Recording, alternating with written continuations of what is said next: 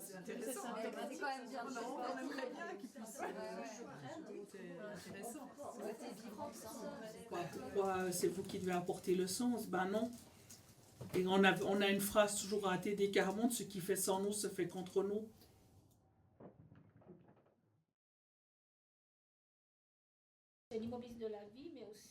À ATD Carmonde, nous sommes convaincus qu'il est indispensable de toujours faire avec plutôt que de faire pour les gens. C'est pourquoi nous nous engageons pour assurer la participation et faire respecter le savoir des personnes en situation de pauvreté dans les recherches et les prises de décision qui les touchent directement.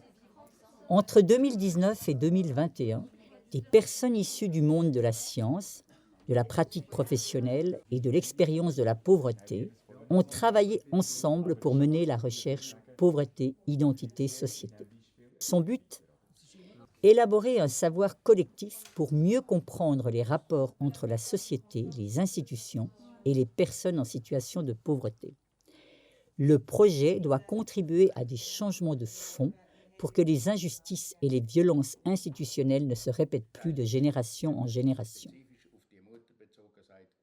Mais d'où vient ce projet ? Le 11 avril 2013, la conseillère fédérale et ministre de la Justice Simonetta Sommaruga, au nom du gouvernement suisse, demande pardon pour les grandes souffrances infligées aux victimes des mesures de coercition à des fins d'assistance qui se sont perpétrées dans notre pays jusqu'en 1981. Au nom du gouvernement suisse, sincèrement et du fond du cœur, je vous demande pardon pour les souffrances que vous ont été infligées. Vu que de nombreux membres d'ATD Carmonde ont vécu eux-mêmes ces mesures de coercition, il a été décidé de mettre en place le groupe de travail chercheurs et chercheuses d'histoire pour l'avenir des enfants. Entre 2014 et 2019, une quinzaine d'entre eux se retrouvent régulièrement pour se soutenir, pour comprendre leur histoire personnelle et commune, et pour réaliser un rapport. Le 16 septembre 2017, Madame Sommaruga se déplace en personne au Centre national d'ATD Carmonde à Trévaux. Des militants lui confient que malgré les excuses de l'État et les changements institutionnels et politiques, encore aujourd'hui, la pauvreté se répète de génération en génération et les gens souffrent de leur interaction avec les institutions. Très touchée par notre manière de chercher ensemble, elle nous encourage à continuer notre travail participatif, où les gens, avec l'expérience et le savoir de la pauvreté, peuvent contribuer à l'histoire du pays. Suite à cette rencontre, le mouvement présente le projet Pauvreté, Identité, Société à l'Office fédéral de la justice, qui lui apporte son soutien et sa reconnaissance. Entre 2019 et 2021, 40 personnes de Suisse alémanique et romande travaillent ensemble dans le cadre des ateliers de croisement des savoirs nationaux et sur plusieurs jours. Ainsi se croisent différents savoirs. Le savoir de l'expérience de la pauvreté, le savoir de domaines scientifiques comme le droit, la sociologie, l'histoire, l'économie, le savoir de pratiques professionnelles comme la protection de l'enfance et l'adulte, les services sociaux, la psychologie ou la santé. Ce qui distingue notre projet d'autres recherches est le fait que tous les participants sont des co-chercheurs, travaillant ensemble à toutes les étapes. Définir la thématique et la question de recherche, produire et analyser les données et enfin coécrire les résultats. Les universités populaires Carmonde jouent un rôle très important dans ce projet. D'un côté comme lieu national de dialogue et de coformation entre adultes vivant la pauvreté pour bâtir un savoir collectif, d'un autre côté pour contribuer à la question de recherche. Qu'est-ce qui rend possible que les personnes en situation de pauvreté soient reconnues et soutenues comme acteurs à part entière dans leur combat quotidien et particulièrement dans leurs interactions avec les institutions?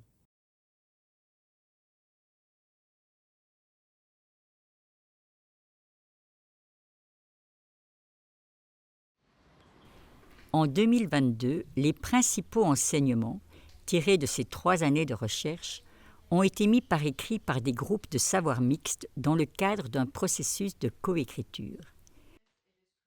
C'est ainsi que progressivement est né un document composé de 4 chapitres et de 8 sous-chapitres. Le cœur de la connaissance.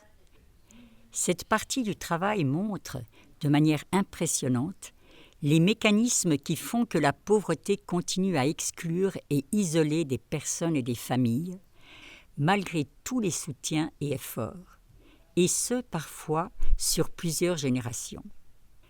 Cette partie de connaissance constitue la base indispensable pour passer à l'élaboration des pistes de changement. Ce fut l'objectif de l'étape suivante du projet, les dialogues. De novembre 2022 à mars 2023, 12 rencontres de dialogue d'une demi-journée ont eu lieu en Suisse romande et en Suisse alémanique, au cours desquelles les résultats du projet ont été présentés par des groupes de savoir mixtes du projet à un cercle élargi de personnes issues du monde politique, des hautes écoles et des institutions. À cette occasion, les résultats coécrits ont été soumis à la discussion et des pistes de changement ont été élaborées ensemble. Le recueil de toutes les propositions issues des dialogues a permis de dégager des axes fondamentaux et des champs d'action dans lesquels des changements doivent avoir lieu. Et ceux-ci ont été intégrés dans le rapport final de recherche.